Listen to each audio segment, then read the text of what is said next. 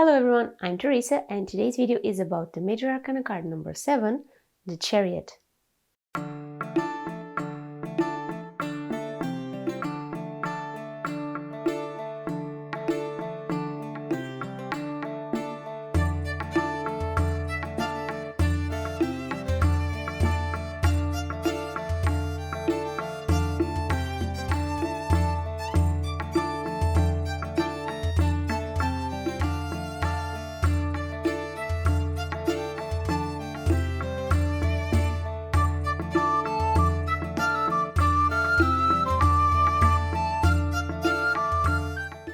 Welcome back to another Tarot series video. Today we are going to analyze the card of the Chariot. If you are new to the channel and never seen one of my tarot videos before, on this video I will help you to look at the card and understand its elements, what they mean, and this is a way to help you read the card in a more intuitive way, without going back and forth with guidebooks or feeling the need to have keywords memorized all the time. But before we start, let me apologize for this video not being out on Sunday as scheduled.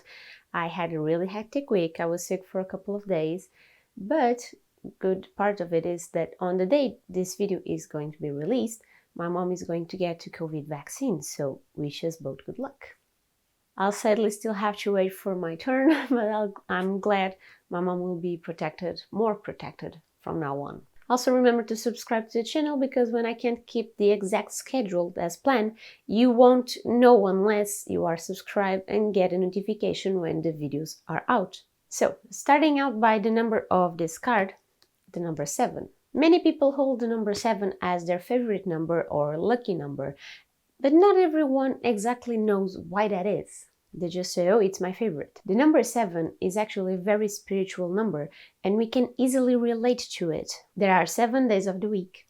We have 7 continents on the planet. We also have the famous 7 seas that form our whole ocean. There are so many ways to observe the number 7 on our lives that we end up feeling drawn to it. This number brings a new level of spiritual depth and knowledge, wisdom.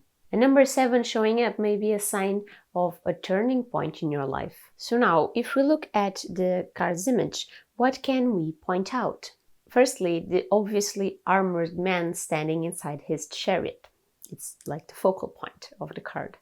Now, if you look closely, his armor has 2 plates that look like crescent moons. His chariot has a blue curtain with stars. The lower part of the chariot has a crest with wings. This man is wearing a laurel wreath and a crown with a star on his head. On his hand, he is holding a baton, and on the forefront of the card there are 2 sphinxes. One is light and one is dark. While on the background we can see houses and what appears to be a fortress or a wall. There is also a river flowing. Okay, so you might have already realized that this card has a lot to work with. And I probably won't be able to speak deeply about every aspect without turning this video too long, but let's start to analyze each element individually and see where it goes. I'll try to start by the most complex and let the easier ones for last. So to start, this man is dressed with heavy protective armor.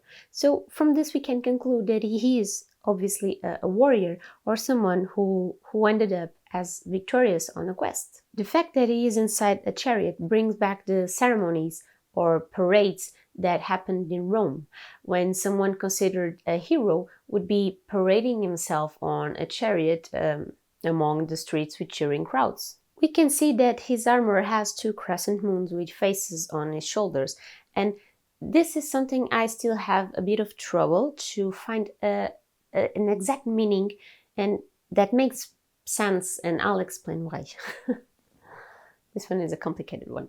Most of the research I've done about it, most people say that these shoulder plates are representative of Urim and Thummim, sorry for the pronunciation, present in the Hebrew Bible, claiming that Urim and Thummim are supposedly shoulder plates attached to the ephod worn by the high priest. And while at first it made sense because I wasn't really aware of what an ephod was, nor I had ever heard of Urim and Thummim and all of that, but then after actually diving to learn more about it, I found out that it would make much more sense that the symbol for Urim and Thummim on this card to be the square on this man's chest. And here is why. There is no description of the shape or form of Urim or Thummim, but there is a written passage that describes them as being part of or put into a breastplate and not a shoulder plate that was worn by the high priest over the ephod. The ephod was used for divination, and as such Urim and Thummim are believed to be used for divination as well. To finish, if you do a quick research about Urim and Thummim, most images will show up something like this. I'll put the picture here.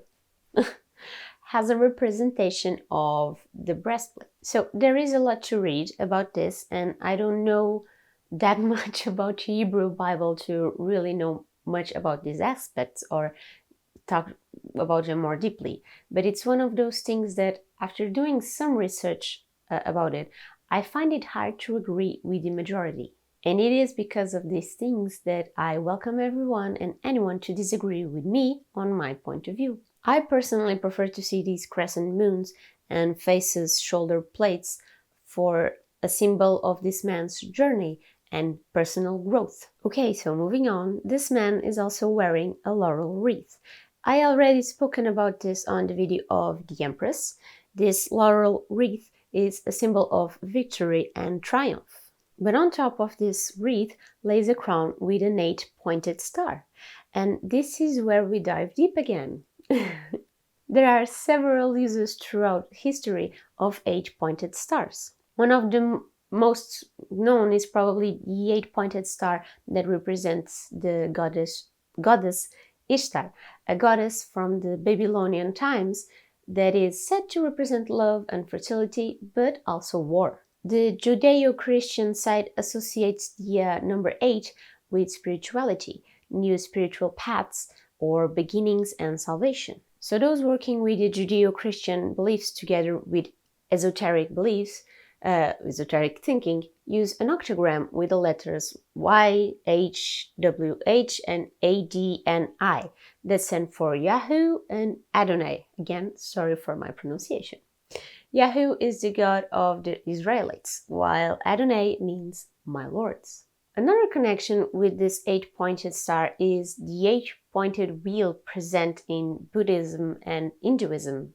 This wheel is called Dharma Chakra, or Wheel of Dharma. This wheel is said to have been set into motion by Buddha, and the turning of the wheel represents a massive change with great repercussions. So, the star on the man's crown can be seen as divine knowledge and wisdom, the divine power he conquered with his quest. It can mean that this man will carry on this divine wisdom forward and that it will help him on his future.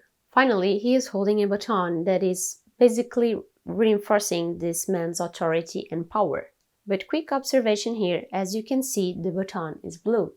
Just like most of his armor and the curtains, blue is a color that represents water, the inner conscious or subconscious, the emotions and feelings. It brings the idea that this man's success has a lot to do with inner work, using a more introspective way of working through problems, knowing how to control emotions. And this can help tie up with the fact that this man isn't holding reins to steer the chariot. He controls it with his will. He has mastered the art of control. So let's take a closer look at this chariot. It has a blue curtain on top, and this curtain has a pattern with stars. Paying close attention, you can see that the most evident stars are 6-pointed stars, similar to the Seal of Solomon of the Islamic mysticism and later Star of David on Hebrew mysticism. This star was a symbol of protection, like a shield. The chariot also has a sort of a badge in front of it. And here we can see blue wings with a golden orb. And this is a representation of the winged sun, a symbol present in ancient Egypt and Mesopotamia. This winged sun represents power, divinity, royalty. It was a symbol of the eternity of one's soul. Of course, this was a symbol later used by groups such as the Freemason, and that's probably why it's still widely adapted and used till today. check, for example, the logos of Mini or Bentley, and you'll pick up the design of the winged sun really quickly. Underneath this winged sun, there is some red thingy that to most may look like a spinning top, but it's actually connected with the Indian lingam and yoni. Lingam is a representation of the Hindu deity Shiva, and as such it represents the male energy. This representation is often depicted as a cylinder or rounded pillar, and these were often set inside a yoni. Now, a yoni is a representation of another deity, the goddess Shakti. I hope I'm saying this correctly. The word yoni is translated to mean womb, so it represents the feminine and the power to create life. Together they symbolize the duality of male and female, but also the combination of the micro and macro cosmos, the constant blending of the bodies to create new energy, new life, and continuation of life itself. This can be a sign that this man has control over his sexuality. He isn't controlled by his emotions or drives, but he is able to keep them controlled at his will while fully enjoying them. Now to the most prominent figures of this card, the Sphinxes. Earlier versions of tarot actually had horses instead of sphinxes. There is obviously a connection here with the pillars of the High Priestess, as the sphinxes are dark and light. The theme of duality again is presented. Now the sphinxes to me bring me almost immediately to the Greek story of the Sphinx and her riddle. I read this story a lot when I was a kid, and even remember a comic book that had a version of this story, which I always found very interesting. Summing it up, in case you never heard of this story before, there was a sphinx that was guarding the city of Thebes, and she wouldn't allow people to pass by her unless they were able to solve her riddle. She asked, what creature walks on 4 legs in the morning, 2 at noon, and 3 in the evening? She was undefeated with this riddle for a long time and would straight up eat those who failed until Oedipus solved it by answering that this creature was the man. It crawls as a baby, walks straight on 2 feet as an adult, and by the old age uses a cane. This whole story may seem like there is nothing to it but to be another story, but it can be seen as a warning that if you aren't aware of your own humanity, of how you will go through different stages of strengths and weaknesses, then you will end up failing and possibly dying, like everyone that failed to solve the riddle. So taking this story into consideration, these sphinxes are under control by this man, resulting in him being in control of his own humanity, being fully aware of it. But backing up a little bit, and there is some debate on this, bringing the idea of duality, the sphinxes are seen by some as male and female. However, there's a whole other part of tarot practitioners that actually see these sphinxes as being both female. While some see the sphinxes to represent duality and the conflicts or contradictions one faces in life, since they are light and dark while facing opposing directions, others see them as the man's discipline and courage that is required to steer this chariot and move forward. When you pay a little more attention to this man's belt and skirt, you'll notice that those patterns are actually astrological and alchemy glyphs, making the chariot a card that is connected with the elements of the universe. This man wears these symbols proudly, and from that we can assume that he has some sort of dominance or knowledge over the elements. He's not just a man of combat, but he's also a man of wisdom. I'm almost finished here, hang in there. Since I'm talking about astrological glyphs, this card is associated with the astrological sign of Cancer. Cancer is ruled by the moon, as is the card of the Chariot. So easy or simple way to understand those under the sign of Cancer is that this sign symbol is a crab. Actually, in Portuguese, we call it crab instead of Cancer. A crab has a hard shell that acts as a shield. They, however, have a very soft and sensitive inside. So people of this sign are often soft, meaning they are sensible and have a lot of emotions, but they keep their shields up and don't show that easily or sometimes at all. They retreat when they are hurt Being a water sign reinforces the sentimental element on the sign and connects perfectly with the Chariot. The man also wears an armor, but is surrounded by blue elements that called the water element. Also being both ruled by the moon, which is also about inner self or inner nature. Now, moving on to the meanings on reading. The Chariot drawn upright is a positive sign of victory and conquest. Maybe you are triumphing your obstacles in life. It also speaks about having control over your emotions. But don't let yourself be fooled by these meanings, thinking it means a sure win with no effort. This card calls for action, for movement. You'll need to work with both body and mind to achieve success.